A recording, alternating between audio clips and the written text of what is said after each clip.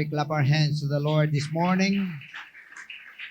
Praise God. Do you believe that we are complete in Him? Pag meron kang Jesus, meron kang lahat. Praise the Lord. So maraming mga tao naghahanap ng maraming bagay na kulang. Feeling nila kulang sa buhay nila. So yung iba akala nila pera, yung iba akala nila relationship, ang iba naman ay akala nila kaibigan, ang iba ay akala nila ay pamilya. Actually mga kapatid, simplihan mo na lang ang iyong paghahanap. Isa lang ang una mong hanapin, ang Panginoong Hesus. Pag nahanap mo ang Panginoong Hesus, ang lahat ng bagay ay may paraan at may solusyon. So ang lahat ng iyong mga pangangailangan, ma-provide ang lahat ng mga bagay na kailangan mo sa buhay ay makakamtan mo. Tandaan natin mga kapatid na ang ating Panginoon ang source ng lahat ng bagay. Siya ang source ng ating kasiyahan. Siya ang source ng ating kapayapaan. Alam ninyo mga kapatid, isang bagay at lagi nating inuulit dito, sabi nga ng ating Panginoon, my peace I give unto you is the peace that the world cannot give. Ibig sabihin, kahit hanapin mo yan sa lahat ng sulok ng mundo, walang garantiya ang kapayapaan na meron ka. So isang pinakamagandang bagay na magkaroon po tayo is not actually the wealth, but the peace. Dapat payapa yung isip. At alam natin na kapag hindi payapa ang iyong isip, lahat ng mga bagay na hindi magaganda nangyayari sa buhay mo. Alam mo kung bakit? Kasi ang desisyon mo, iba. Dahil yan sa mga desisyon mo. So, iba ang desisyon mo kung galit ka, iba ang desisyon mo kung malungkot ka, iba ang desisyon mo kung masaya ka, pero iba ang desisyon kapag payapa ka. Yun po yung mahalaga. At yun po hindi kayang bilhin ng kahit ano pa mang bagay. Pagdating po ninyo sa dulo, doon ninyo ma-realize, life is not all about the material things. Hindi pala naandun. Sabi pa nga ng ating Panginoon, man shall not live by bread alone, but by every word that proceeded out from the mouth of God. So ngayong umaga, ito pong ating patuloy na pag-usapan at pag-aralan ang tungkol po sa mga plano ng Diyos. Ito yung paborito kong subject. Kung sino yung nakasama ko sa San Juan. 6 months to. 6 months to. Lahat, no? Sino sa mga sa taga San Juan, kahit sa Cubao, no? Alam niyo kung bakit paborito ko ito. I am not fond of allegory. Alam niyo yun. There are times that I use allegory, but I'm not fond of it. I always go for a realistic approach na kung ano yung surefire. So kung may mga bagay man na iniisip natin ay maaring yun, ay kinaklaro natin na yun ay maari lang. Right? So hindi naman po masama ang allegory. Hindi po masama. In fact, there are so many great preachers na allegorical. Okay, para medyo seminaric term po yan. Ano? Ang allegory, ang ibig sabihin, may isang bagay na binanggit tapos i-interpret mo siya into a different na parang feeling mo, yun ang ibig sabihin at po pwedeng ganon. No? For example, yung The Good Samaritan, yung Jewish doon ay tayo, no? Tapos ninakawan tayo ng dyablo, binugbog tayo ng dyablo sa buhay natin, which is mukhang tama naman, di ba? Mukhang ganun din naman talaga, di ba? Ang nangyayari. And then dumating itong Samaritan. Ang Samaritan ay kinumpara na ito ang ating Panginoong Hesus. and niligtas tayo. No? Binayaran niya ang ating actually ang in or ang hospice, no, yung hospital bills nung tao, binayaran niya actually, no? And then umalis siya tapos bumalik. But there are some areas kasi na ang Samaritan kasi kalaban ng mga Hudyo. So pwede mo namang sabihin na tayo, kinalaban natin ang Panginoon. Yan. Allegory po ang tawag dyan. And it can be, no? It is more, ang approach ng allegory mostly emotional. Emotional ang approach. And yun yung magpapaantig ng ating puso. And most of the time, ang approach naman ng mga tinatawag nating practicalidad and literal interpretations, mostly it's our mind. Yun yung pinifeed up niya. Facts and the truth that surrounds it, but it must be coupled with some things that maaring yun ang ibig sabihin ng ating Panginoon. Because from the very beginning, God uses symbolism. Ang dami. No? In fact, ang pinapag-aralan natin ngayon is a type and shadow of the things to come. So, ibig sabihin, ito po ay kawangis nung paparating na totoo at dumating na. And that is our Jesus Christ. And the tabernacle now that is existing, that was existed in the wilderness, now is existing in the church. So yun po yung ating pag-aralan. And I like this tabernacle plan because it is God that designed. Wala po ditong inisip si Moses kung anong gawin. Ito yung pagkakaiba nito. Pati ang mga touches, pati yung mga kortina, pati yung mga poste, pati ang haba, ang lawak, ang taas, Diyos ang nagsabi. Kaya kung may gusto tayong malaman tungkol sa pattern or kumbaga sistema sa langit, ito surefire to. Sinabi nga ito ay mga bagay na kawagis ng mga bagay na nasa langit. So, kaya maganda po pag-aralan. At the same time, dito natin makita ang lahat ng anyo ng mga katotohanan sa paglilingkod sa Diyos. The same way, dito rin natin makikita yung lahat ng ating pag-uugali towards the Church of God. And at the same time, dito rin natin malalaman ano ba talaga ang tamang pagsamba. Ano ba talaga ang tamang paglingkod sa ating Panginoon. So, ang the right or the truth is Jesus Christ, and this thing is the shadow. And pag-aralan po natin, kasi kapag kabisado po natin ito, mga kapatid, maintindihan natin how to serve God according to His will. Pinakamahalaga, we are serving God according to the will of God. Remember this, brethren, we should not serve God according to our will. Hindi po pwede yung gana-gana lang ito. No, hindi po pwede yung may gana ako magsimba ngayon, makasimba nga.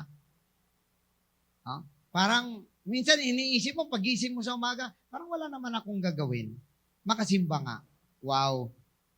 Second priority, maybe last.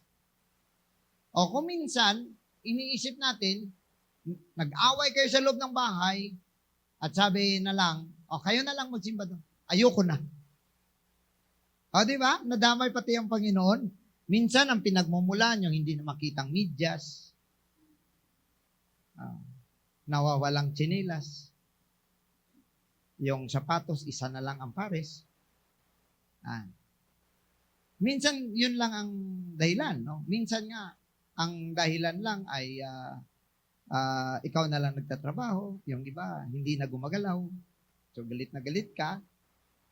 Sabihin mo na lang, pagod na ako, kayo na lang doon. Ayoko na magsimba. Nadama yan, Diyos. Di ba? Pero mga kapatid, ito baguhin natin ang ating pananaw. Tandaan po natin ito. Whether you like it or not, you have to serve God. Yun pong katotohanan dito. Gustuhin mo at sa hindi, kailan mo paglingkuran ng Diyos. Bakit? Kasi gustuhin mo at sa hindi, meron ka talagang paglilingkuran. Tama? Whether you like it or not, meron ka talagang paglilingkuran. Ang tanong dito, sino ang iyong paglilingkuran dahil meron lamang dalawang master na nandito sa lupa. Ang isa ay ang ating Panginoon, ang isa ay ang dyablo. Hindi ka pwedeng mamagitan sa gitna or hindi ka po pwedeng nandun ka lang sa neutral. The mere fact that you are neutral, you are already of the devil. Pag sinabi mo lang, kahit hindi ka pa gumagawa ng kasalanan, pag sinabi mo lang na at ikaw ay ayaw mong maglingkod sa Panginoon, automatically you are of the devil. Because by default, we are of the devil. Sa simula pa lang, sa kamay na tayo ng dyablo. So, you don't need to make a choice, actually, in order to be with the devil. The only choice that you can do is to be with God. Yun lang ang pagpipilian mo. Dahil if you will not choose God, you are automatically in the hands of the devil. So now, the question would be, whom will you serve? Sabi pa ni Joshua, choose you this day whom you will serve. Choose you this day. That day is every day. Brethren, yung sinasabi ni Joshua, choose you this day, that is not the day. That was 3,000 years ago or 2,000 years ago. It is the day which is every day. Alam nyo kung everyday, masabi natin everyday because everyday you need to make a choice. You need to make a choice. Where will you go? What will you do? Whom will you serve? Sa linggo, sa umaga, paggising sa umaga, you should make a choice. Kahit wala kang isipin, may pipiliin ka. Kaya nga mga kapatid, we are so thankful today because we found ourselves in the house of God. Praise the Lord. So I would say everyone here is victorious. Round 1, you won. Amen? Round 1, you won. So mamaya pa, may laban pa ulit. Pero kapag lumabas ka, nadala-dala mo ang Espiritu ng Diyos, ikaw ang ideklara na undisputed champion of your life. Praise the Lord. And today, actually, marami tayong bisita, nakikita ko. Thank you for coming. And meron din tayong may mga natanggap po akong text na meron na pong nag-decide na magpa-baptize. So, looking forward for that. Praise the Lord. So, I would say na ito po ang aking huling live, ang tawag dito? Live ba tawag dito? Kasi pagdating doon, live ka rin eh. Hindi mo na kayo malaman dati-rati pag sinabi mong live dito talaga, di ba? Pero ngayon, pag sinabi mong live, pwedeng doon eh. Oh. So, sikapin ko pong medyo maiksi lang po tayo dahil baka maumay na po kayo rito. Gayon pa man mga kapatid, kagaya po ito ng mana. Mana was given every day. At kung ikaw ay fleshly, mauumay ka. Mauumay ka. Kaya may nagreklamo eh. Pero kung titingnan mo, the wonders of God, doon ka tumingin. Sa grace ng Diyos, sa mercy ng Diyos. Hindi ka magsasawa. Kahit yung Acts 2:38 na paulit-ulit araw-araw, hindi ka magsasawa. Kasi you look at it on a different angle of your life. Tandaan niyo the Word of God, this is so amazing that it was written 2,000 years ago, but it is as fresh as today. Parang ngayon lang, parang ito pang matindi. Para bang sinulat siya para talaga sa atin. Para bang, kung ikaw nakaupo ka dyan, minsan sinasabi natin, parang ako yatang tinatamaan na. So, ang iba, may dalawang reaksyon. Ang isa, magagalit sa preacher. At sabihin nila, grabe naman si pastor, pati buhay ko ba naman, pakialaman. Oh. Yung katabi mo pala, ganun din iniisip. Grabe naman, nag-research yata si pastor sa buhay ko. Oh. Yung isa naman, sa kabila, ang iniisip niya, sino kaya nagsabi kay pastor? Oh. Ang hindi mo alam, ang Diyos actually, ang nangungusap sa'yo. So kapag meron kang narinig dito na tumatama sa'yo, huwag kang magalit sa preacher. Rather, submit yourself to the Lord. Yun po yung gawin natin. Doon po tayo. Ha? Alright? So pare-pare lang tayo. Bakit nung kami, hindi ba kami tinatamaan? Tinatamaan din po kami. Kahit nga nung young people kami, matindi. Humihigpit ang hawak mo sa upuan. Oh. Parang iniisip mo, parang mabilis makaluno ka ng laway mo lang, lagi ka lang. Amen. Pa-amen ka lang, pero tinatamaan ka na. So that's the word of God.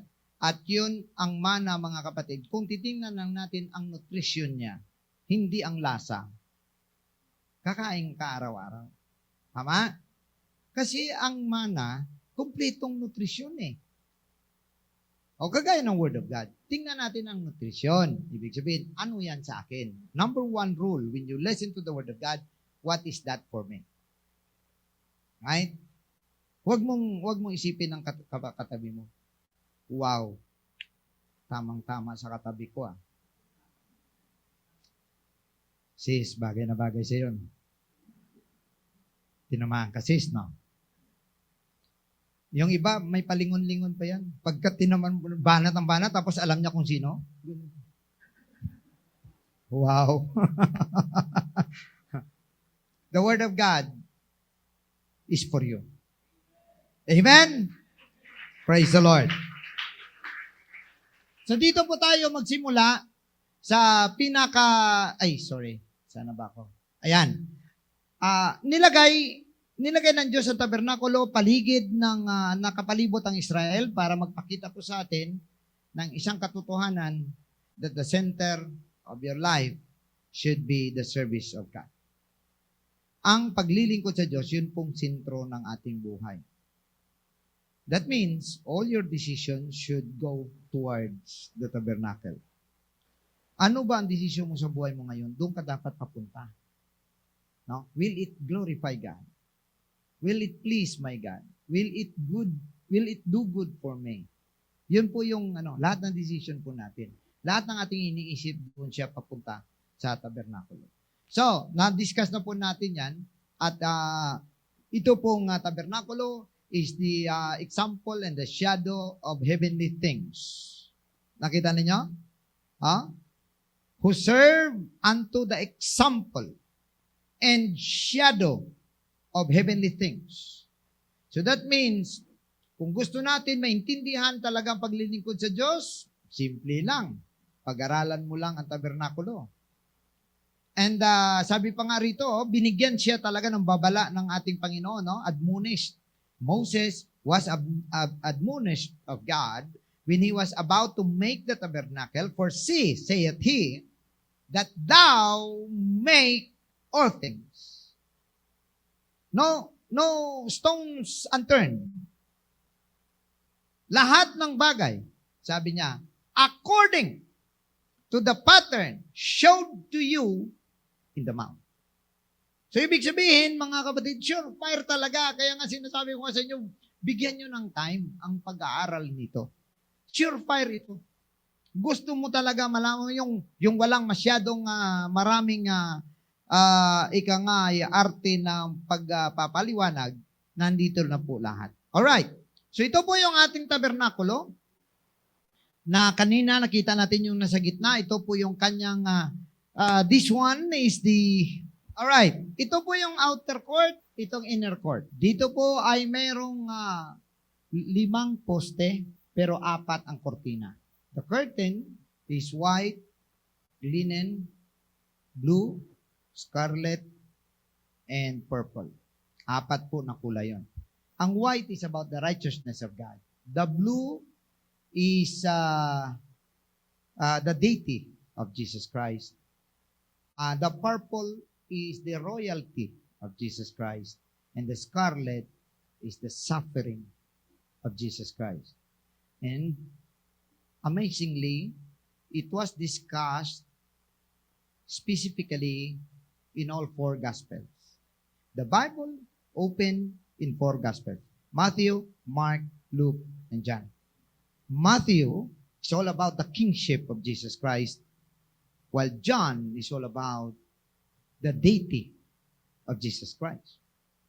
Kaya kung inyong mapuna ang Matthew, it starts with David instead of Adam. Jesus Christ, the generation of Jesus Christ, the son of David, the son of Abraham. Pabalik po. Inuna si David, tapos umakyat, tapos bumaba. Parang ganito, Jesus Christ. Then, umakyat muna. Ang ibang genealogy, galing talaga doon kay Abraham, pababa.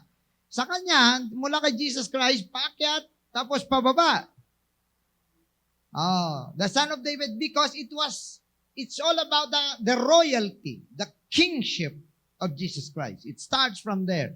Because Israel waited for the king.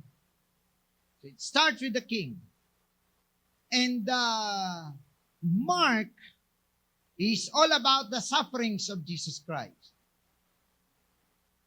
Yun yung scarlet. So yung una is blue, kung tutusin, Matthew, the blue, and then the scarlet, and then followed by the scarlet, then followed by the white, and then followed by the blue.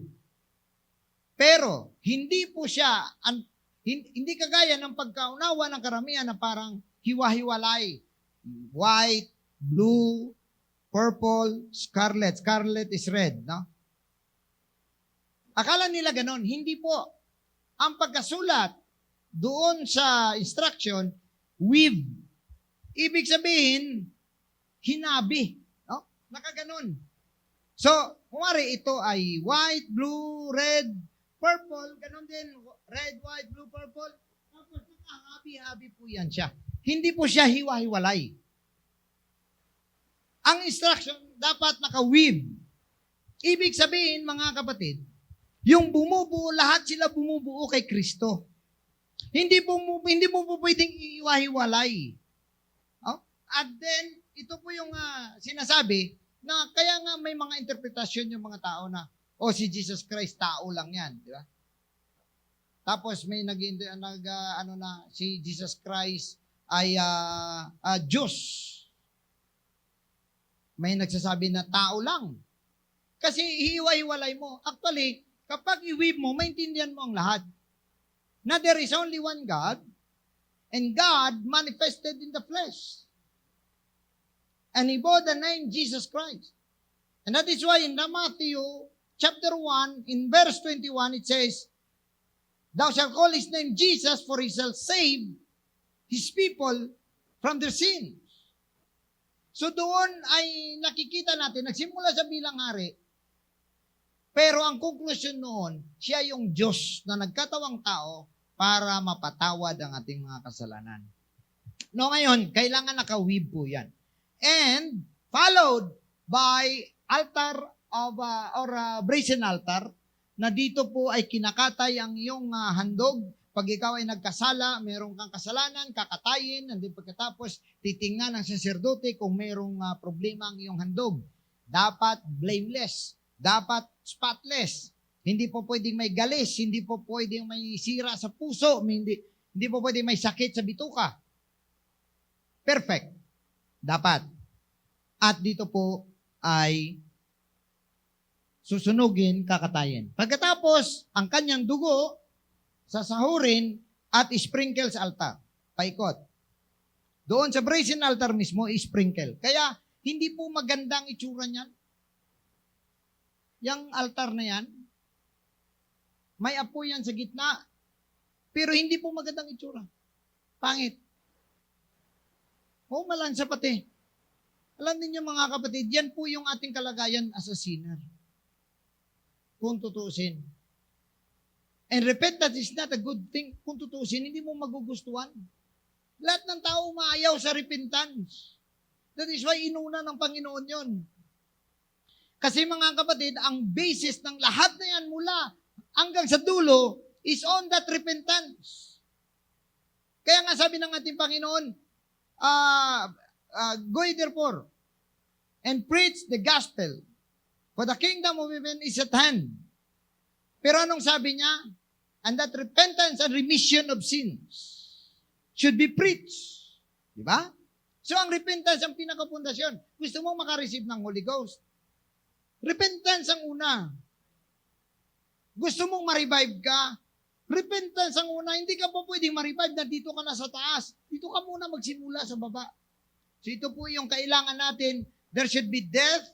May kamatayan po dito at ang blood ay na-sprinkle and then pagkatapos maghuhugas ang saserdote sa brazen laver at pagkatapos that's very amazing actually because the Bible says that the water flows continuously.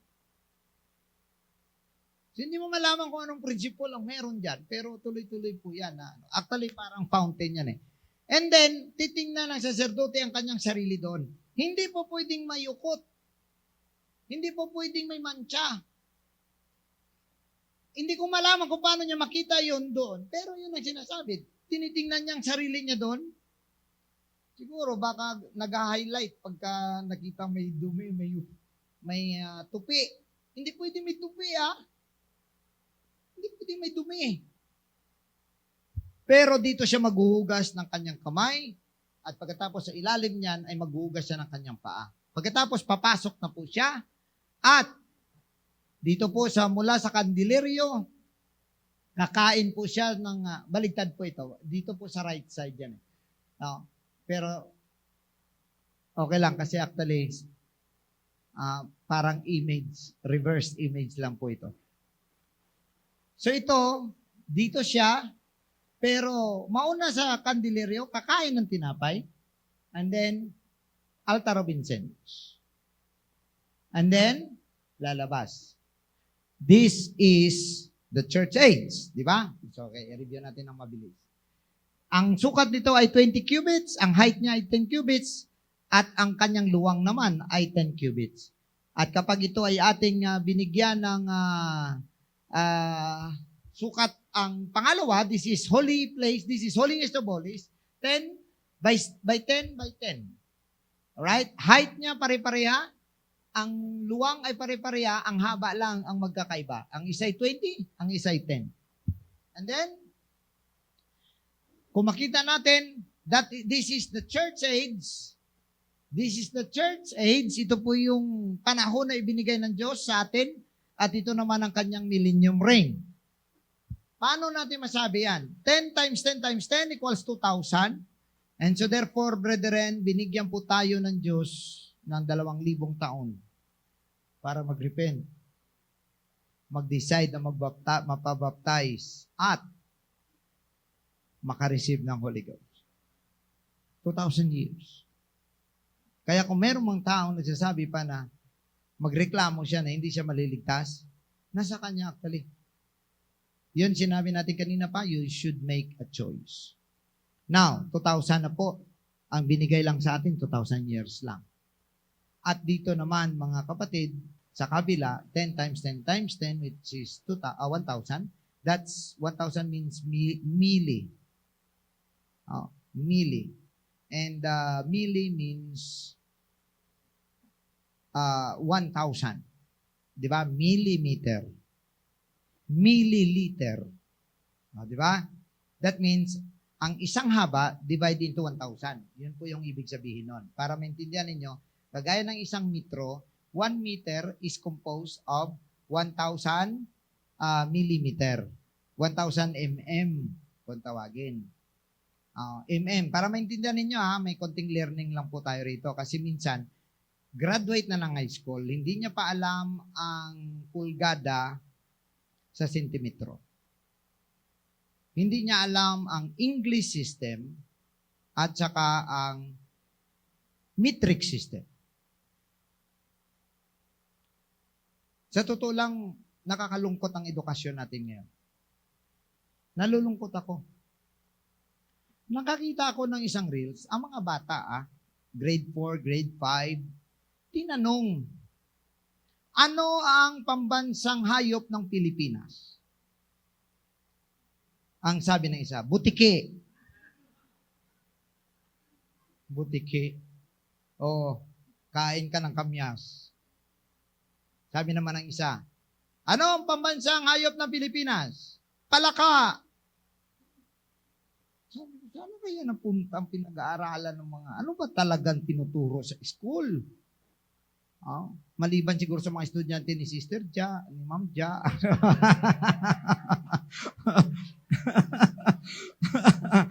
Oo. Hindi ko talaga maintindihan. Sa totoo lang. Graduate ng high school, dapat college na yan eh. Ang senior high, second year college na yun eh. Pero pagka tinuro mo ng meron pa pala tinanong, ano ang pambansang pagkain ng Pilipinas? Pero marami dito hindi alam mo. Sigurado ako. Ano? Alam niyo ba kung anong sabi ng isang bata? Jollibee.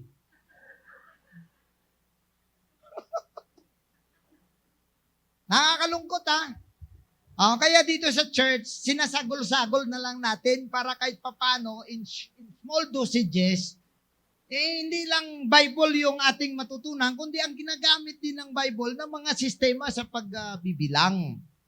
Right? Nakakalungkot po. Graduate ng high school, hindi marunong magawak ng martilyo. Hindi nakakilala ng katam. Ang pulgadera, hindi nila alam yun.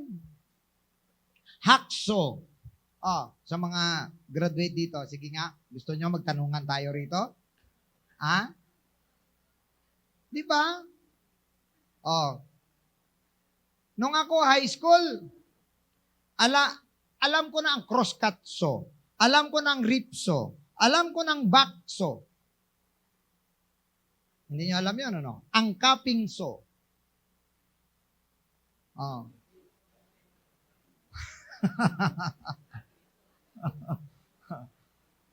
Kaya nga, no? Dapat medyo magdagdag tayo ng kalaman. Huwag po puro cellphone, nakakainis talaga tong no.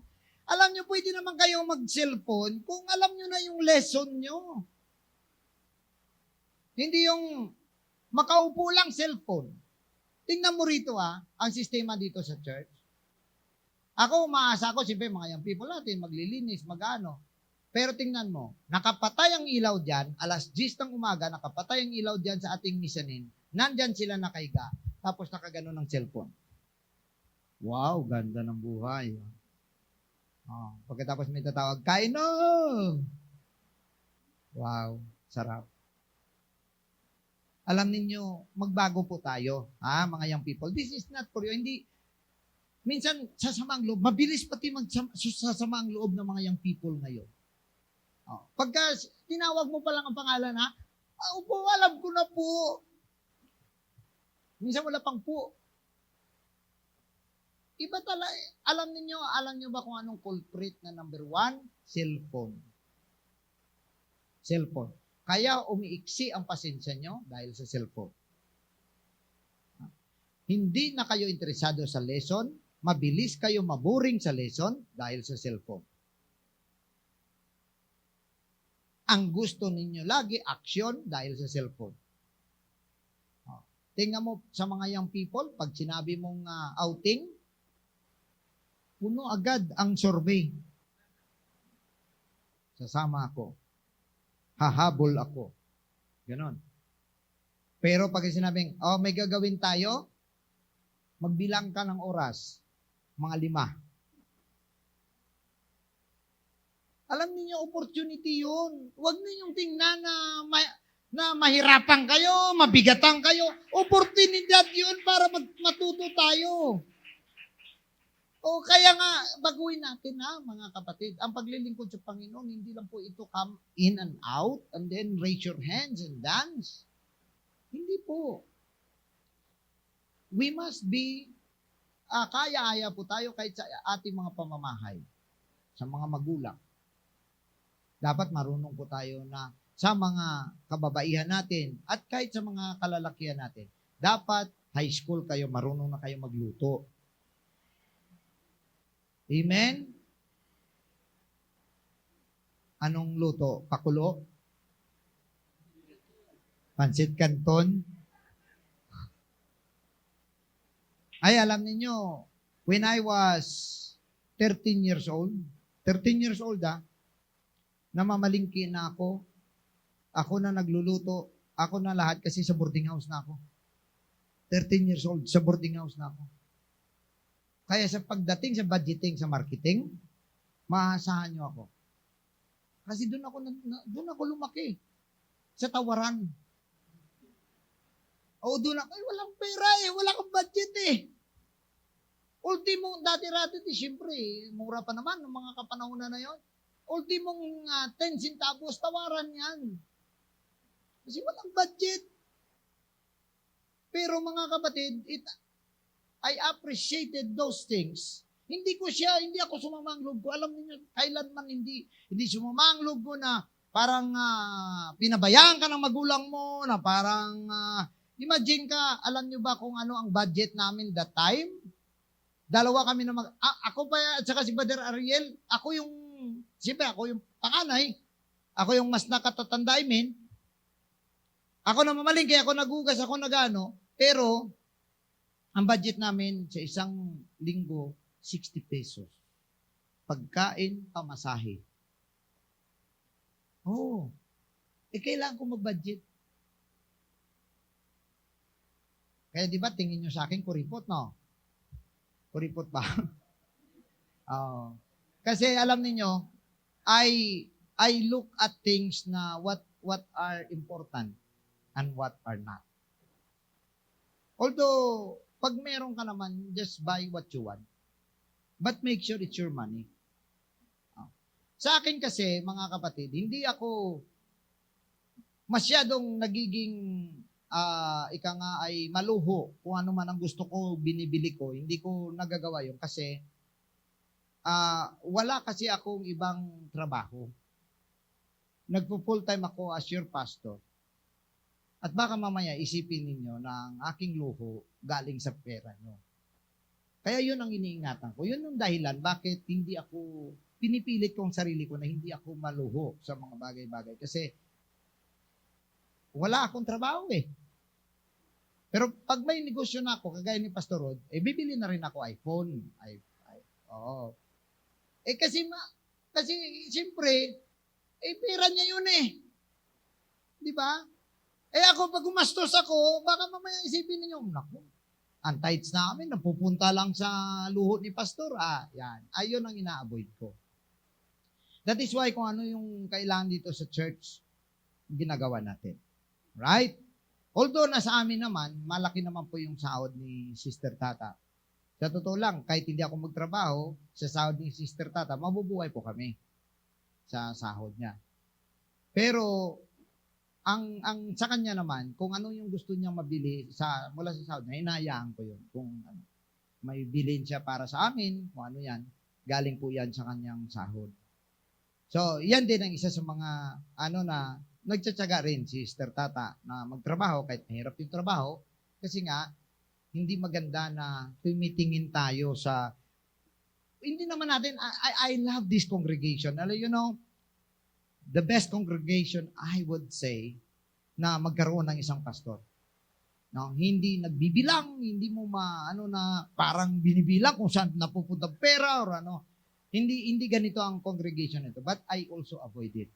Ina-avoid ko rin. Hindi natin masabi yung mga evil eyes kung tawagin. No? So, dito sa maging sa sa tabernakulo, maintindihan natin na may mga bagay dito na sometimes it looks like true. No? Maganda naman ang mga akusasyon, tama naman ang mga akusasyon. Pero may may sistema ang Diyos pagdating sa ganung mga bagay. For example, mga kapatid, sa kay Moses, meron din si Moses pagkukulang. Pero ang punto naman ni Aaron at saka ni Miriam, magkakapatid niya yun, na si Moses, parang siya na lang yung pinili. Yan. Yung pabor ba? Ganon din si Korah. So sometimes, ang tawag po natin dyan ay may kahit mga taong trusted, pwede magkaroon ng evil eye. Kapag nakakita po sila, dun sila tumitingin. That is why matutunan po natin na instead of looking at man, look at God. Alright? So hindi po tayo tumitingin sa isang tao because we are not the judge of our fellow. God is our judge. So tayo, ang siguraduhin natin ang ating sarili.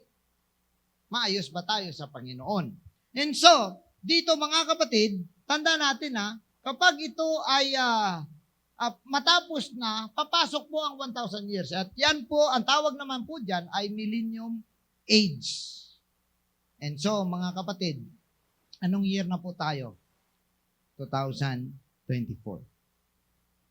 Now, bigyan ko kayo ng, ito ay tumutukoy sa kamatayan ni Kristo. Ito ay tumutukoy sa the day of Pentecost. So, nasa loob yung day of ang Pentecost. So, most probably, ang 2,000 years, magbibilang siya sa birth ng church. Alam niyo ba kung kailan ang birth ng church? 30 AD. 30 AD plus or minus 4. So, pwedeng 2024, pwedeng 2026. Pwede ring 2030 ang 2,000. Kuha ninyo? Kuha nyo? Kung magbilang tayo ng 2,000, mula sa Day of Pentecost, which is 30 AD, 2024 na tayo, 6 years more to go. Para sa church, kung doon siya sa discrepancy na plus 4, 10 years more to go. Tama? Pero paano kung kapos siya ng 4 or 3? 7 years more to go or 6 years more to go.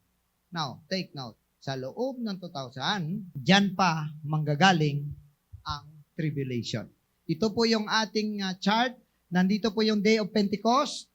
Ito po yung church age from here to the end of here. Dito, 2,000 years po yan. Nakasulat na po yan.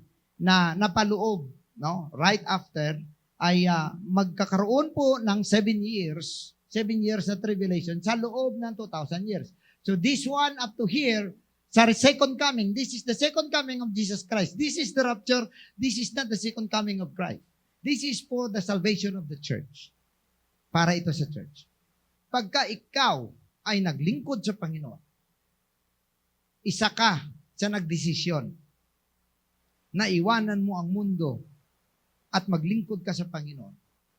Isa ka sa naging faithful dito, nagrepent, nabaptize in Jesus' name, nakareceive ng Holy Ghost. Ikaw ang kukunin ng Panginoon. Kasama ka sa rapture. Now, tanda natin mga kapatid, nang rapture na lang ay ang hindi pa natupad hanggang dito na po tayo ngayon. Kasi 2023 na po tayo, 24 na po tayo. Nakuha ninyo? Nandun na tayo sa edge. Kaya nga, minsan isipin mo, bakit maraming mga tao nagdadalawang isip na magpabaptize? Anong mawawala? Hindi po ba? Parang kagaya nito. May isang tao na mimilit na walang Diyos. And sabi ko sa kanya, wala namang problema kung yan ang gusto mong paniwalaan. Pero tanong ay ganito, ang isang katotohanan, pareha tayong mamamatay. Tama? Yun ang katotohanan. O sabihin man natin, ako hindi ko nakita ang Diyos, hindi mo rin nakita ang Diyos, kaya ayaw mong paniwalaan ng Diyos, ako hindi ko nakita ang Diyos, pero gusto ko siyang paniwalaan. Alright? Now ngayon, pareha tayong mamamatay. That's the truth. Whether you like it or not, mayaman, mahirap, mamamatay. Bata, matanda, mamamatay. Pag namatay tayo, pareha tayong namatay. Hindi totoong may Diyos. Kunwari, tabla lang tayo. Kasi wala namang mangyayari sa akin eh. Gumanda, maayos naman pakikitungo ko sa tao dahil may Diyos ako eh. Siya, maganda pakikitungo niya dahil ang feeling niya, yan ang tamang gawin. Pero walang Diyos. Problema mo kung totoong may Diyos.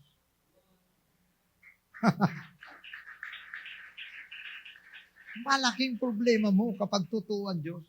So saan ka? Kung magtataya ka sa isang bagay, gusto mo maniguro. Tama?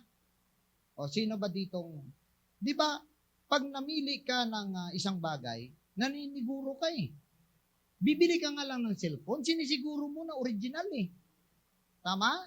Mas mura ang ating kaligtasan. So ngayon kung maniguro ka, una, kapag naniniwala ka sa Diyos, ano ang masama na mangyari sa'yo? Di ba? Di ba wala? No, ngayon kung may masama mangyari sa'yo na nangyayari sa lahat, kahit wala kang Diyos, may masama rin mangyari sa'yo. Pag wala kang Diyos, pwede ka magkasakit. Pag may Diyos ka, magkakasakit ka rin. May Diyos ka, pwede ka pa rin maghirap. Wala kang Diyos, pwede ka rin maghirap. Pero ang problema ito, na kahit naghihirap siya, naglilingkod siya sa Diyos. Ito, kahit mayaman siya, hindi siya naglilingkod sa Diyos. Pagdating sa dulo, may Diyos pala na maghukom sa tao. Ano ang gagawin mo? Di ba? Pangalawa, kung ang requirement para makapasok sa langit ay magsisi ng kasalanan at magdesisyon na mabautismuhan ka sa pangalan ni Jesus, ano ang mahirap doon? Di po ba? Mga kapatid, tingnan po natin maigi. Let's make it plain and simple in our mind. Ano ang mahirap kung ikay mag-repent ng iyong kasalanan? Anong mahirap na magdesisyon ka na mabautismuhan sa pangalan ni Kristo Jesus? Dahil wala namang bayad. Hindi mo na nga kailangang magpa-register ng maraming form. Tanungin ka na lang kung anong pangalan mo para sigurado tayong binautismuhan natin, ikaw. Di ba? Mahirap naman yun. Iba pala. Pangatlo, kung ikay naglilingkod sa Panginoon, merong banal na espiritu na ibibigay sa iyo na ito'y hindi may paliwanag. Pero ang lahat na naka-experience ng Holy Ghost, nakakaramdam ng comfort, nakakaramdam ng kaligayahan, ng kasiyahan, ng kapayapaan. Lahat nandito na. Ayaw mo ba nun? At ito ang magandang balita, binibigay na lang ng Diyos.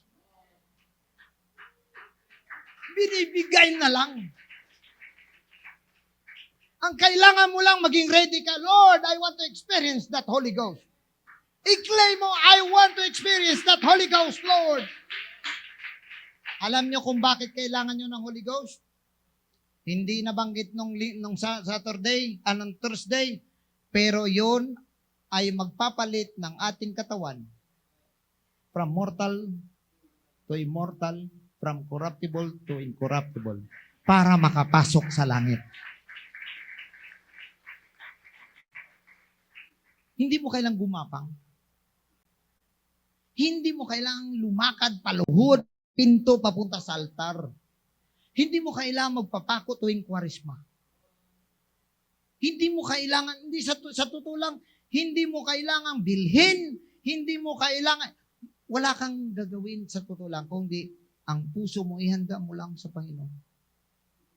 Ihanda mo lang sa Panginoon, papasok ang ating Panginoon. Mananahan ang Panginoon sa puso natin. The best thing is the comfort. Sabi ng iba, emotion lang daw ito. Gawa-gawa lang daw natin. Eh di subukan nila. Subukan nila. Kasi kung gawa-gawa lang to, hindi araw-araw tayo nag-speaking in tongue dito. Every Sunday, lahat mag-speaking in tongue. Eh, gawa lang naman pala eh. Pero bakit may mga time din na mahirap ah? May mga time na kahit anong gawin mo, mukhang wala. Ilan ba sa inyo dito pabalik-balik paglinggo, pero wala talaga. Dry as the desert. Di ba? Ibig sabihin mga kapatid, this is about what God is dealing to you. Now again, sinasabi nga natin, ito, kapag nakasama ka rito, wala ka ng problema sa tribulation na paparating. Tandaan ninyo ito, kapag nakuha na ng Diyos ang kanyang mga pinili, lahat ng maiwan dito, pahirapan ng Diyos. Nakasulat. Alam niyo, ayaw nyo pa maniwala sa ganyan? Just look at Israel. Just look at Israel. Israel has been scattered in all the world since 70 AD. No nation existed Israel since then. It became Canaan and back to Palestine. Pero bakit sila nabalik? Bakit may Israel ngayon? Dahil pinangako ng Diyos yun. Hundreds of years ago, sinabi niya, ibabalik ko kayo. Kung hindi Diyos ang nagsalita noon, wala na yung Israel na yan. Ilang beses sila, sino ang nagtangkang pumatay sa kanila? Lahat ng emperador ng Roma, malibang kay Constantine, gusto silang ubusin. Ang lahat ng mga karyan mula sa England, hanggang sa Russia, hanggang sa Espanya, maging sa during the time of Dark Ages, inuubos ang mga Hudyo. Pagdating ni Hitler, inubos niya, gusto niyang i-annihilate ang Hudyo. 6 million Jews died, was killed. That was until 1945. 1945, they were liberated. Naligtas ang mga survivors ng Holocaust. But look at this. 3 years later, 1948, Israel became a nation. Wow. Kung wala ang Diyos, saan ang Israel? Wala. Kaya magbasabot tayo. Kung kaya ng Diyos i-predict yun, kaya ng Diyos na gawin yun, kaya niyang gawin ang lahat ng sinabi niya. At ang lahat ng binanggit sa Biblia, mangyayari yan. Kaya nga, mga kapatid, huwag po kayong magdalawang isip kung totoo ba ito o hindi. Nakasulat po yan sa Revelation. Gusto po ninyo ng thorough Bible study, meron po tayong mga nakahanda na magturo po sa inyo ng Bible study. Gusto ninyo ng detalyadong pag-aaral. Pero ito po ang mangyayari kapag hindi po tayo makasama sa rapture, haharap po tayo sa Antikristo. Ang Antikristo, tatakan niya ang lahat ng tao, markahan niya ang lahat ng tao, ang sino mga walang marka, hindi makabili, hindi makabenta, hindi makanegosyo. In short, you cannot exist. Paano niya gawin yan? Lahat ng tao, lalagyan niya ng RFID para matrace ka kung saan ka. So, ang cellphone mo ngayon, hinahawakan mo, but the day will come, yung nandito sa cellphone mo na malalaman kung saan ka, anong speed, ba't malaman kung anong speed mo? Di ba? Nasa iyo na, nasa katawan mo na. Yan pong mangyayari. Ngayon, pag ayaw mo, pwede naman, patayin ka nga lang. Kung ikaw nanay ka, ang anak mo nandyan, pupugutan na ng ulo o kaya papatayin na. Palagay mo, hindi ka mag-decide na magpatatak? Oh. Ayaw mo nga magpabaptize, patatak pa. Di ba? Oh. Ngayon, nakita mo ang anak mo, o pupugutan ng ulo. Sige po, tatak na lang po. Kasi hindi naman siguro totoo yung sinasabi sa Biblia. Ganun ang sinasabi ng iba. Pero mga kapatid, tandaan po ninyo ito, hindi mo kailan danasin yan. Kung ngayon pa lang, magdesisyon ka na. Ngayon pa lang gawin mo na. Binanggit po sa Biblia yon. And so, brethren, after this, there is a great revelation and then there was the second coming of Jesus Christ. And after this is the millennium reign of Jesus Christ. From here to here is 1,000 years. 1,000 years po ito. Ito at saka ito, 1,000 taon, gaganda po ang mundo. Gagandang mundo. Ang tao hindi tatanda. 100 years old, bata pa. Wow. Mawawala ng negosyo sila ni Belo, Yung mga lahat ng mga beauty, mga pants, so magsasarahan tong mga pants, mga kung anong klaseng mga beauty products kasi dito ang lahat ng hayop maging kaibigan. Ang ahas makipaglaro sa bata, makipaglaro sa tigre, leon. Ayan. Ibabalik ng Diyos ang lahat. Pero ang kagandahan nito mga kapatid ay ganito. Ang naligtas dito, kasama ni Kristo na maghari sa buong mundo. Sinabi yan ng Panginoon, you shall be kings and priests. So ordinaryo tayo ngayon, it's fine. Hindi tayo kapansin-pansin sa mundo, it's fine. Darating ang araw, may mga korona ang ulo ninyo, meron kang otoridad to reign as priests and kings of the Lord. Kasama ka rito, kasama tayo rito mga kapatid. Pero after that, ang dyablo na siyang binilanggo, pakawalan muli at susubukan ng tao. Unfortunately, ayon sa sinasabi ng Biblia, ang tao ay malilinlang muli. So, nagpapagulo lang talaga ng buhay natin si Satanas. Sa totoo lang. Kaya nga sinasabi nga natin, whether you like it or not, you have a master. Pero kung ako, tanungin mo ang sarili mo, sinong gusto mong paglingkuran? Ang dyablo walang awa.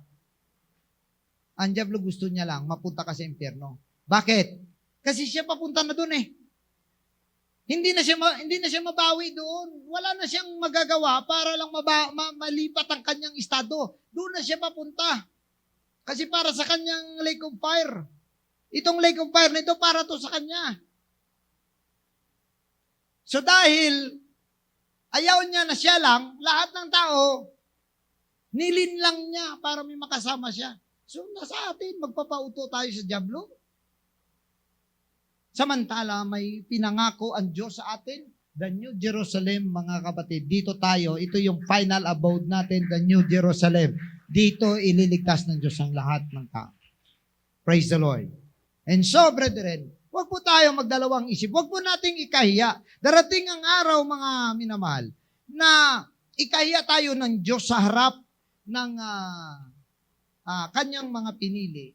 Mas masahol po, mas okay lang po yun na ikahiya ka ng tao. It doesn't matter na ikahiya ka ng tao, mga kapatid. Mas maganda, pero mas malala kapag ikanahiya ka na ng Diyos. Now, tuloy tayo. So that means, yan po ang ating, ang mangyayari po. Mula dito, malapit na po tayo. We are the last generation. Tandaan ninyo, ang generation na ito, buhay pa sa pagdating ng Panginoon because everything has been laid down. Tapos na po. And so, next slide. Alright? So, this is the new way of worship. And para makita natin ang loob, kanina binanggit na po natin, yan po ang tabernakulo. Sacrifice, brazen laver, brazen, the golden candlestick, the altar of incense, and table of shewbread. Alam nyo ba kung ano ito? Ito'y sistema ng ating paglilingkod sa Diyos. Repentance, baptism, cleansing of sins, the Holy Ghost, the Word of God, and worship. Ayan. Kaya kapag nakasimba kayo rito sa linggo, kumpleto, naganap sa buong buhay nyo ito. Praise the Lord. Yung kabila, once a year lang po yan pinapasok ng high priest lang po makapasok doon. And this represents the kingship of Jesus Christ, the reign of Jesus Christ. Now, take note of this. This is Jesus Christ. Sabi ni John the Baptist, behold the Lamb of God. This is Jesus Christ, the cleanser of our sins and the living water. This is Jesus Christ, the light of the world. This is Jesus Christ, the bread of life. And this is Jesus Christ, the worship. Praise the Lord. So ngayon, mga kapatid, ang tabernakulong ito, ay merong covering, tinatakpan siya, fine twine linen, pero ang sunod niyan ay goat's hair. 4 na patong po ang kanyang covering. Fine twine linen, ito'y napakaganda because yung Panginoon ang ng disenyo nito, naglagay sa puso ng artisan dito. And ito yung sunod ay goat's hair, mga balay ng kambing, at ito naman ay ram skin or balat ng tupa na kinulayan ng pula. Kumbaga, ano bang dye? Tinina, kinulayan, tapos ito ay badger skin or balat ng dugong. Wow, buti pa si dugong nasa tabernakulo. Ayan, ang dugong. Ay, balik lang muna. Alright. Bakit ito talaga sinabi ng Panginoon? Dahil mga kapatid, ito kapag nasa loob ka ng tabernakulo, ang makikita mo lang ang magandang pagkagawa ng kortinang ito. Pero beyond that beautiful curtain, ay nandoon ang isang hayop na kinatay para makuha ang kanyang covering. At hindi lang yan, mga kapatid. Ito ang ating kalagayan. Tayo po ay sinful nature po natin. Pero, alam niyo ba kung ano ang nagtakip sa sinful nature natin? Ang dugo ni Kristo. Paano nangyari nagkaroon ng covering? Tinakpan pa yan ng badger skin o balat ng dugong. Tuloy tayo sa next. Yan ang dugong. Sa tubig. Sa tubig po siya. Noong unang panahon, kinukuha na pala yan yung mga balat. Yan ay tinitrade na napakamahal. Probably galing pa po yan sa Egypt na pinanghiram nung mga Israelites. And so makita natin balik tayo sa unang slide. Makita natin.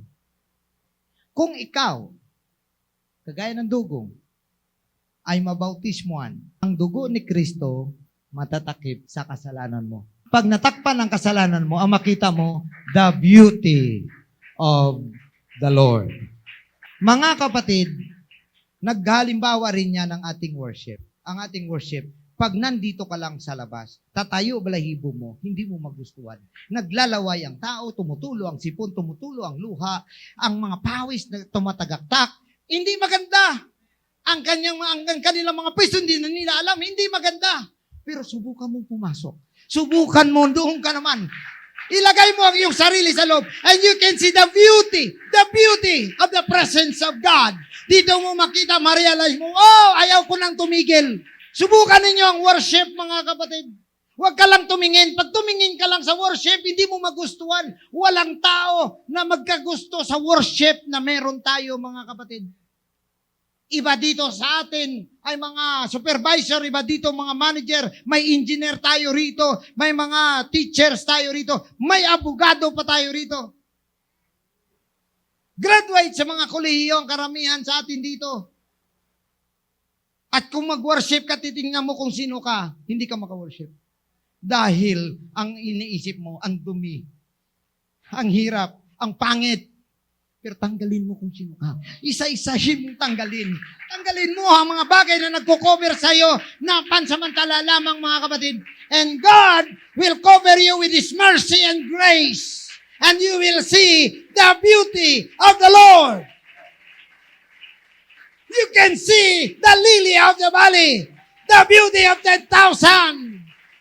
Hallelujah! Pag nag-worship ka sa Panginoon, hallelujah! Hindi mo na makita ang iyong karumihan. Hindi mo makita kung sino ka. Ang makita mo, ang kabutihan ng Diyos. Ang kagandahan ng Panginoon. That is why we are here today. We are the worshipers of God. Hallelujah! Humble down yourself and worship Him in His presence. Praise the Lord. Hallelujah!